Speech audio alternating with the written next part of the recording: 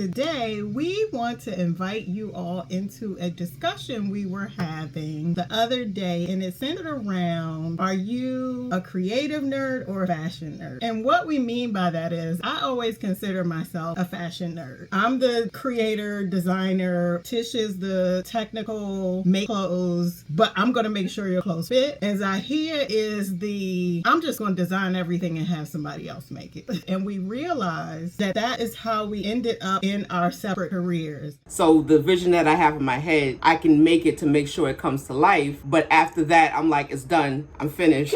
I can push it on to somebody else. At the top of my fabric bookcase, I have a stack of fashion magazines that I've collected throughout the years. And I'm going to look and see what the oldest one is. I just love fashion that much. And so I wait for Fashion Week. I used to watch all the shows that I wanted to watch. So I would only watch shows of the designers I like. That's how I discovered a lot of new designers. And Tish, I think you know this. I am in love with Thom Browne. Like, I am a groupie. I am a fan. When I teach kids and it's a rainy day, I make them watch his shows on YouTube. Like, who is Thom Browne? Believe London-based avant-garde designer, but even his avant-garde pieces are wearable. So you get these big puffy coats and these dog-shaped handbags, but his stuff is really wearable, but at the same time he's putting on the show. I would say I watch shows. I love like the fashion collections and history, but I also like the creative side. But I will say I don't want to sit and create a full collection. I don't. I want to create pieces. I just want to see something or dream about something, and I want to get up and I want to make it. I mean, but a collection tells a full story. You can't necessarily show everything that you want to express in one piece, because otherwise it'd just be too busy. But then you put a collection of pieces so it's cohesive and it works together. It's the same thing.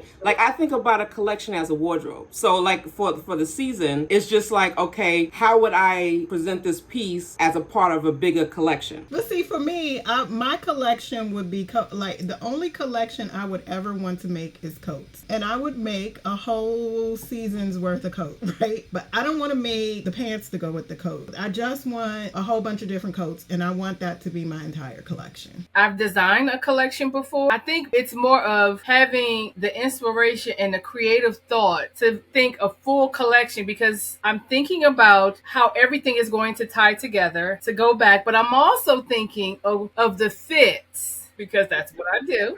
I'm thinking of the different silhouettes, making sure everything kind of looks balanced but cohesive. And it's really interesting because I was working at this company and I'm listening to the owner say, this is a lifestyle. We're selling a lifestyle. We're not just selling clothes. We're selling a lifestyle. Where are they going to wear it? I'm that person to say this is a lifestyle. You have to sell the lifestyle. You have to sell but I mean, the way people stylize it and wear it is totally different than sometimes I would have thought about it. You know what I'm saying? Yeah. But I love coming up with the inspiration, the pieces, and people do what they want with it. Because when I see people wearing some of the stuff that I design in the street, it's like, that's not necessarily how I intended it to wear, but it still looks good. You know what I'm saying?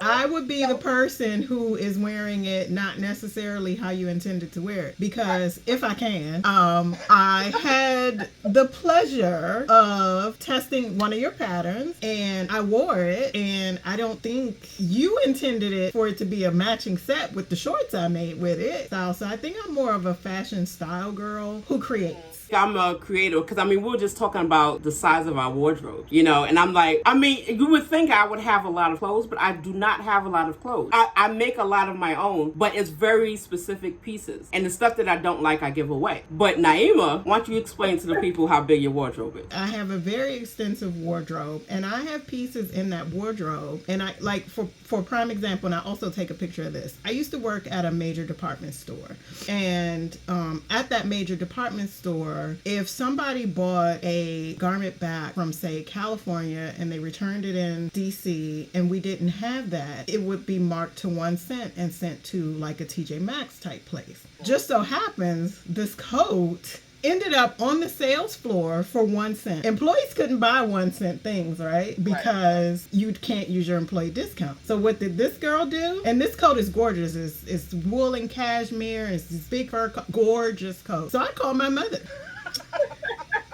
And I said, I need you to listen very carefully. I need you to come to the store. There is going to be a rack with 6 coats on it. I want you to try on 3 of them, and I'm going to point you in the direction of the 3 you need to try on, and you need to buy the one that costs a penny. Right. Because if you find a penny coat or a penny garment on the floor, they have to sell it to you. So she takes the coats and she's trying them on, and I come from out there. I worked in the back, and I come out the back. I was like, oh yes, my mom, she wanted a coat, and I'm going to get it for her with my discount. We played it up, right? And the guy rang it up, and he was like, this is a penny. She said, I'll take that one.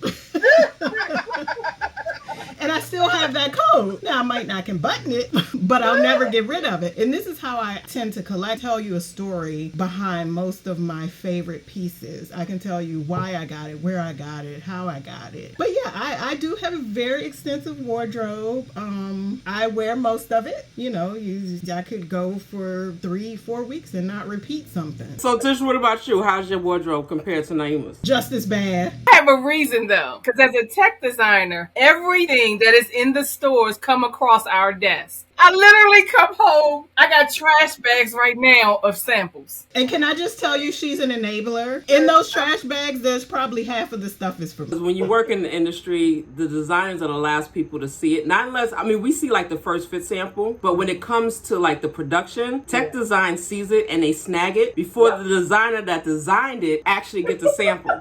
So that's not right. I'm just telling you right now, because designers are the last people to see the stuff that they made. And then it's like on the sales floor. No, it's like it's in the showroom and the sales like, oh, I didn't even know that came in. And you're just like, oh yeah. And everybody has a sample but the designer. All right, and that's all for now. I'm Letitia of Keeping You in Stitches, along with Zahir from Region Design Lab, and Cover Me Chic, and Naima of Fearless Threads. Until next time.